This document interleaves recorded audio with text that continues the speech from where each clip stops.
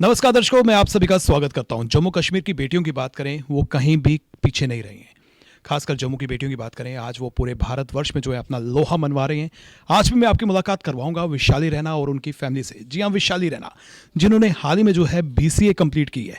जी हाँ, विशाली जो है ना सुन सकती है ना बोल सकती है। जी हाँ, इन्होंने बीसीए कंप्लीट करके एक हिस्ट्री रची है। जम्मू कश्मीर की पहली बेटी जिसने ये हिस्ट्री रची है, बीसीए अपनी कंप्लीट की है, फर्स्ट डिवीजन जो है उन्होंने हासिल की है। विशाली की बात करें, विशाली बचपन से ही सुन नहीं सकती है, बोल नहीं सकती है, लेकिन आज उन्होंने अपनी फैमिली को प्राउड महसूस करवाया। ना केवल फैमिली, जम्मू कश्मीर की बात करें, भारत देश की बात करें, सबको जो है उन्होंने प्राउड फील करवाया। जिस तरह से विशाली ने जो है ग्रेजुएशन हासिल की है, ऐसे बच्चों के लिए बहुत मुश्किल होता है कोई भी मुकाम हासिल करना, लेकिन विशाली ने ये कर दिखाया। विशाली जम्मू कश्मीर की पहली बेटी है जिसने ग्रेजुएशन कंप्लीट की है, बीसीए कंप्लीट की है। क्योंकि विशाली जो है वो सुन नहीं सकती है, बोल नहीं सकती है, बावजूद इसके उन्होंने ये मुकाम हासिल किया है।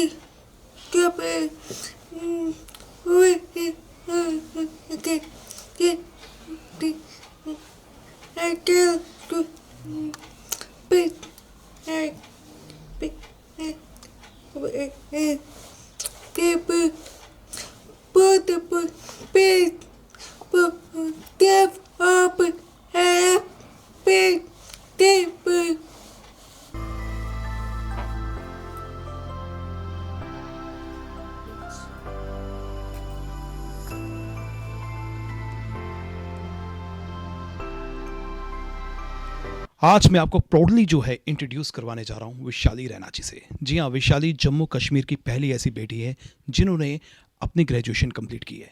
जी हाँ, आप सोच रहे होंगे कि ऐसी बहुत सी लड़कियां हैं जो ग्रेजुएशन करती हैं, पीजी करती हैं, लेकिन आपको बता दूं कि विशाली जो है वो स्पेशल लड़की है। विशाली सुन नहीं सकती है, बोल नहीं सकती है, इसी कारण वो स्पेशल है। और उन्होंने अपना हिस्ट्री रची है, क्योंकि जम्मू कश्मीर की वो पहली ऐसी ऐसी महिला हैं, ऐसी युवती हैं जिन्होंने अपनी ग्रेजुएशन कंप्लीट की है बीसीए में, और फर्स्ट डिवीज़न से जो है वो पास हुई हैं। प्राउडली मैं आपको उनकी फैमिली से मिलाने जा रहा हूँ, विशाली से मिलाने जा रहा हूँ। सबसे पहले हम बात करते हैं इनके पिताजी से। सर, बहुत बहुत स्वागत है, अपना नाम बताइए। सर, मेरा नाम विजय रैना है। विजय जी, कैसा महसूस हुआ कि आपकी बेटी ने ग्रेजुएशन कंप्लीट की है, और जैसे कि हम जम्मू की बात करें, जम्मू कश्मीर की बात करें, तो पहली ऐसी स्पेशल बच्चा है जिन्होंने ये कंप्लीट की है? सर, हम काफ़ी प्राउड फील कर रहे हैं, और जिस वक्त इसका रिज़ल्ट आ गया और हमने सुन लिया कि इसने बीसीए कंप्लीट कर लिया, तो सारा परिवार और सारे रिश्तेदार वो फूले नहीं समाए कि इस लड़की ने ये कमाल करके दिखाया। और इसने मतलब बेटी बचाओ बेटी पढ़ाओ जो कि मोदी जी ने एक नारा लगाया है, तो इसने वो बावजूद इसके कि ये सुन नहीं सकती, बोल नहीं सकती, लेकिन इसने वो कारनामा अंजाम दे दिया। जैसे कि आज भी हम अपने सोसाइटी की बात करें तो लड़कियों को अभी भी जो है वो मुकाम नहीं मिल पाता। आपकी बेटी स्पेशल है, तो किस तरह से आपने सोचा कि हम बेटी को आगे पढ़ाएं? सर, एक बात है, हर एक मतलब पैसा भी मिल सकता है, दौलत भी मिल सकती है, लेकिन जो एजुकेशन है इसकी ना चोरी हो सकती है, ना इसका मतलब कोई तूफान उड़ा सकता है। ये वो दौलत है जो कि हमेशा बच्चे के साथ रहती है, इंसान हर एक व्यक्ति के साथ रहती है। वही सोच के हमने ये किया कि नहीं, अगर इसको मतलब ये प्रॉब्लम है, लेकिन तब भी इसको आगे पढ़ाना है। बहुत सारे डिफ़िकल्टीज़ हमें फेस करने पड़े, लेकिन उसके बावजूद भी हमने इनको बीसीए कंप्लीट करवाया। इसने अपनी मेहनत कर ली, लेकिन हमारा भी इसका फुल सपोर्ट रहा। बीसीए जो है इन्होंने एलपीयू से की है, तो क्या जम्मू में प्रोविज़न नहीं है ऐसा? सर वही तो बदकिस्मती की बात है ये पूरे इंडिया के लिए, लेकिन ख़ासकर हमारे जम्मू कश्मीर में ये बहुत ही ज़्यादा बदकिस्मती की बात है। हर एक मतलब जो नॉर्मल बच्चे हैं उनके लिए कॉलेजेस, यूनिवर्सिटीज़ वगैरह, स्कूल्स हर जगह खोले जा रहे हैं, लेकिन इनके लिए कोई सुविधा नहीं है। यहाँ पर जम्मू में मात्र सर एक स्कूल, स्पेशल स्कूल इनके लिए है, वो भी एक एनजीओज़, एक सोशल ऑर्गेनाइजेशन चला रही है, एसके के नाम से है, जिसका नाम है समाज कल्याण केंद्र। शहीदी चौक में ये स्कूल है, जहाँ पर 12th तक इनको मतलब एजुकेशन मिलती है, और वहाँ पर भी उतने वो ट्रेंड मतलब स्टाफ नहीं है कि तो सोशल ऑर्गेनाइजेशन वो चला रही है ऐसे तैसे, मतलब 12th तक ये पढ़ सकते हैं यहाँ पर। उसके बाद कोई सुविधा नहीं है, कोई कॉलेज नहीं है। उस इदारे को अगर वो प्राइवेट इंस्टीट्यूट है, मगर प्राइवेट ऑर्गेनाइजेशन चला रही है, लेकिन उसकी तरफ भी अगर गवर्नमेंट थोड़ा सा ध्यान दे तो वो भी कुछ अपलिफ्ट हो सकता है। मुश्किलातों की बात करते हैं, तो बचपन से अभी तक का किस तरह का सफ़र रहा और कितनी मुश्किलातों का आपने सामना किया? सर सफ़र तो बहुत रहा। सर सबसे पहले जब इसका बर्थ हुआ, ये बाय बर्थ ये डेफ थी, तो 3 साल के बाद जब इसका एडमिशन कराना पड़ा तो कोई पता नहीं था कि इसका एडमिशन कहाँ पर होगा, कैसे करेंगे, क्योंकि इन चीज़ों का कोई पता नहीं था। तो इसको नॉर्मल स्कूल में एडमिशन कराया, एबे हायर सेकेंडरी है मुट्ठी में, वहाँ पर कराया इसका एडमिशन। वहाँ पर इसको पढ़ने में बहुत कठिनाई होती थी आम बच्चों के साथ। फिर सर मैंने साइन लैंग्वेज सीखी, उसके लिए भी मैंने किसी सोशल ऑर्गेनाइजेशन की तरफ से ही कैलिफोर्निया यूएसए से किताबें मंगवा के मैंने साइन लैंग्वेज सीखी, और उसको साइन लैंग्वेज में मैं सिखा रहा था घर में। तो ऐसे तैसे उसने 8th पास कर लिया नॉर्मल बच्चों के साथ एबे पब्लिक स्कूल से। सर 12th पास करने के बाद हमने सोचा, कोई बोलता है अब इसको देखो छोटा मोटा जॉब कहीं पर किसी मॉल में लग जाए कहीं, लेकिन हमने वो नहीं समझा कि वो अच्छी बात नहीं है। सर फिर कॉलेज में किसी जगह ऐसे बच्चों को एडमिशन मिला नहीं, अगर मिल भी जाएगा लेकिन वहाँ पर वो तालीम हासिल नहीं कर सकते। उसके बाद सर मैंने सोचा, मैंने इग्नो से इसका एडमिशन कराया कॉरस्पॉन्डेंस कोर्स में बीए के लिए। सर इवन उसने एक सेमेस्टर उसमें पास भी कर लिया, लेकिन उसको ये बोलती थी मुझे कोई समझ ही नहीं आ रहा है, क्योंकि वहाँ पर सिखाने वाला कोई नहीं था। सर फिर पूरे नॉर्दर्न इंडिया में सर्च करके खाली एकमात्र कॉलेज जो कि प्राइवेट कॉलेज है, speaking handles institute of deaf, Rajpura Punjab में वो है प्राइवेट कॉलेज। वहाँ पैसा भी ठीक ठाक लगता है। सर वहाँ पर इसका एडमिशन कराया है। वो कॉलेज एफिलेटेड है एलपीयू से, lovely professional university Phagwara Jalandhar के साथ। तो वहाँ पर सर 3 साल तो बहुत ही कठिनाई हुई, क्योंकि इसके साथ जाना, इसके साथ आना, इसको कभी मतलब बीमार हो जाती, कभी कुछ, लेकिन वहाँ पर हॉस्टल में रहती थी। लेकिन ऐसे तैसे तो 3 साल तो निकाल दिए, और इसने ये करके दिखाया कि मैं मतलब कुछ कर सकती हूँ। सर हमने इसका बहुत सपोर्ट कर लिया, लेकिन मेहनत इसकी अपनी है। इसने ये दिन रात, आप तो इसकी हेल्थ की तरफ भी देखो, 24 घंटे किताबों के ऊपर ही होती है, लेकिन इसने करके दिखाया। वैसे जी, मैं अब आपके माध्यम से विशाली से बात करूंगा, तो मैं यही जानना चाहता हूं कि विशाली क्या सोचती है, इनकी ड्रीम क्या है, इनकी हॉबीज़ क्या हैं, और जिस तरह से इन्होंने ग्रेजुएशन अब पास की है, आगे क्या चाहती हैं ये? सर ग्रेजुएशन पास करने के बाद इससे ऑलरेडी इसने एडमिशन लिया था रिहैबिलिटेशन काउंसिल ऑफ इंडिया की तरफ से। एक ट्रेनिंग है Indian sign language and global sign language, उसमें ये डिप्लोमा के लिए इसने वहाँ पर एडमिशन ले लिया। वो भी चंडीगढ़ पंचकुला में है, वो वहाँ से ये कर रही है, अभी ऑनलाइन क्लासेस चल रही है। विशाली जी, क्या मैसेज आप देना चाहती हैं? जिस लैंग्वेज में आप बात कर सकते हैं उस पर हमें मैसेज दीजिए। लैंग्वेज में मैसेज क्या बाकी बच्चों से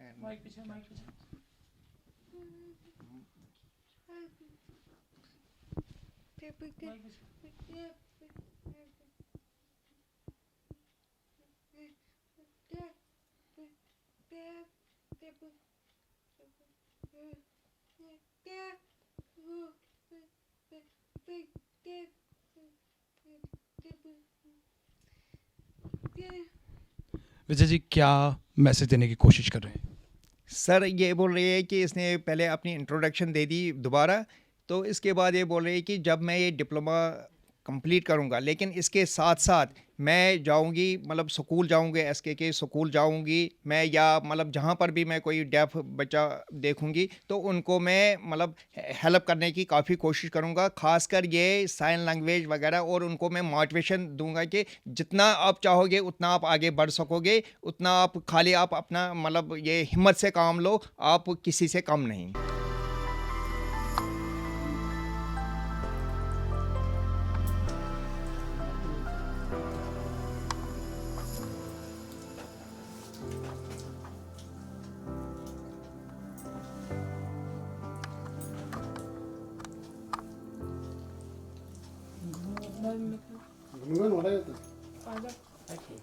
चलिए अब आपकी मुलाकात करवाते हैं विशाली की मदर अनीता रैना जी से। कैसा महसूस कर रहे हैं कि आपकी बेटी ने जो है बीसीए कंप्लीट की है, एक हिस्ट्री जो है उन्होंने रची है? हम बहुत खुश हो गए, विशाली ने बीसीए पास किया। सारे परिवार है ना, परिवार खुश हो गए, बहुत सारे खुश हो गए। ज़्यादा दादी हो गई खुश। जब से पैदा हुई ये बोलती नहीं, सुनती नहीं है। हमारा बहुत ही फील हुआ, ये सुनते हम क्या करेंगे, माँ बाप क्या करेंगे। फिर इससे हिम्मत लिया, बोलता नहीं मेरे को पढ़ना, आगे पढ़ना है, वो करो ये करो। हमने पूरा किया है, इसकी वजह से पूरा। चलिए अब आपकी मुलाकात करवाते हैं विशाली की छोटी सिस्टर से। आपका नाम क्या है? मेरा नाम विधि रैना है। विधि, आप क्या करती हैं? मैं इंजीनियरिंग कर रही हूँ पुणे महाराष्ट्र से। तो कितना प्राउड फील कर रही हैं कि आपकी सिस्टर ने जो है एक हिस्ट्री रची है, जम्मू कश्मीर की पहली बेटी है जिसने ग्रेजुएशन अपनी कंप्लीट की है? मैं बहुत प्राउड फील करती हूँ कि ये मेरी सिस्टर है। अभी भी मतलब पूरे मतलब JNK में ये नंबर 1 है। कितना डिफ़िकल्टीज़ जो है आप दोनों ने फेस की हैं, और ख़ासकर आपको क्या लगता है कि आपकी बहन को जिस तरह से सुनाई नहीं देता, तो कितना मुश्किल भरा दौर था? हाँ, जब मतलब बचपन में मेरे को बहुत प्रॉब्लम होती थी, मतलब इसको समझाने में, मतलब इसका कुछ समझ नहीं आता था। बट फिर मैंने मतलब ये मेरे को सिखाती थी, मैंने पूरा सीखा इसकी साइन लैंग्वेज, ये कैसे बात करती है। अभी तो मतलब ये कुछ भी बोले मुझे समझ आ जाता है, मतलब कुछ भी छोटी चीज़ बोले मुझे समझ आता है। इसने तो बहुत स्ट्रगल किया, मतलब हमने भी, मेरे मम्मी पापा ने भी बहुत स्ट्रगल किया इसके लिए। तो बट लेकिन इसने कर दिखाया। इसी अभी मतलब जहाँ पे है हम बहुत गर्व फील करते हैं, सारे पूरे परिवार हमारा। मैं चाहता हूँ आप अपनी सिस्टर से पूछें कि वो बड़े में क्या चाहती हैं, क्या बनना चाहती हैं?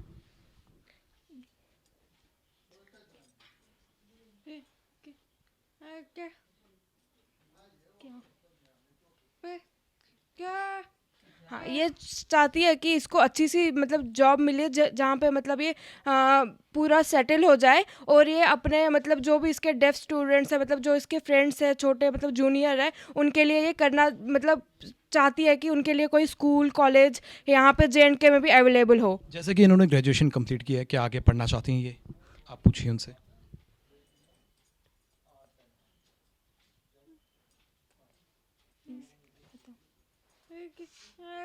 हाँ, अभी ये DS मतलब RCI के थ्रू इसको एक सीट मिली है, गवर्नमेंट सीट।